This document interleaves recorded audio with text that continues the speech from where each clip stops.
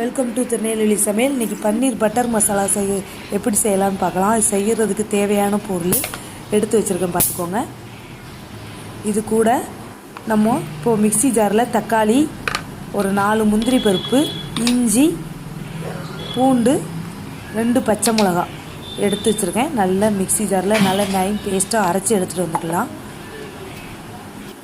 இது கூட ஒரு பேன் வச்சுக்கோங்க.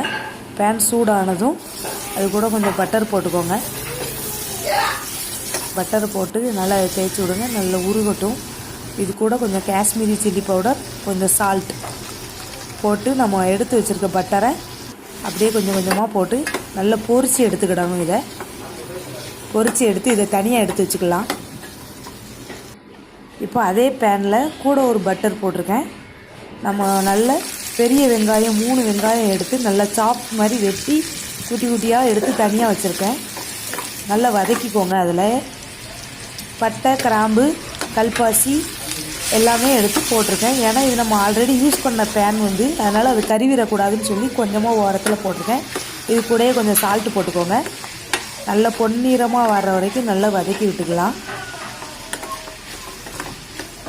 பாருங்கள், இப்போவே நல்ல கலர் சேஞ்ச் ஆகிடுச்சி. நல்லா வதக்கி விட்டுக்கலாம். கொஞ்சம் அரைச்சி எடுத்துகிட்டு வந்த பேஸ்ட்டை இது கூட சேர்த்து போட்டுக்கலாம்.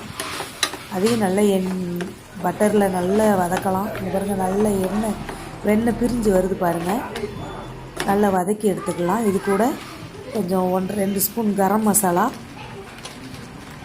1 ஸ்பூன் தனி மிளகாய் தூள், 1/4 ஸ்பூன் மஞ்சள் தூள் போட்டு இதை நல்லா மிக்ஸ் பண்ணி விட்டுக்கலாம். பாருங்கள், நல்ல எண்ணெய் பிரிஞ்சு வந்துருச்சு. நல்லா மிக்ஸ் பண்ணி விட்டாச்சு.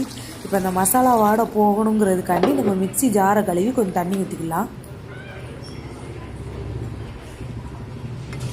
நல்லா கொழுன்னு இருக்கணும், மசாலா வாடை போகணும். அதனால் கொஞ்சம் தண்ணி விட்டு நல்லா கொதிக்க விடுங்க. பாருங்கள், நல்ல கொதி வந்துருச்சு. இப்போ நம்ம பொரித்து எடுத்து வச்சுருக்கிற பன்னீரை அப்படியே உள்ளே சேர்த்துக்கலாங்க. நல்லா மிக்ஸ் பண்ணி ஒரு 5 மினிட்ஸ் மூடி வைங்க.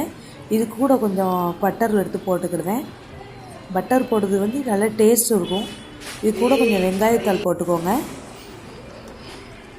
ஒரு 5 மினிட்ஸ் மூடி வச்சு ஓப்பன் பண்ணி பார்த்தா சூப்பராக ரெடி ஆகிரும். உப்பு எவ்வளோ இருக்குன்னு கடைசி நேரமும் கொஞ்சம் செக் பண்ணி பார்த்துக்கோங்க. இதே மாதிரி நீங்களும் செஞ்சு பாருங்கள். செஞ்சு பார்த்துட்டு திருநெல்வேலி சமையலுக்கு லைக் பண்ணுங்கள், ஷேர் பண்ணுங்கள், சப்ஸ்கிரைப் பண்ணுங்கள்.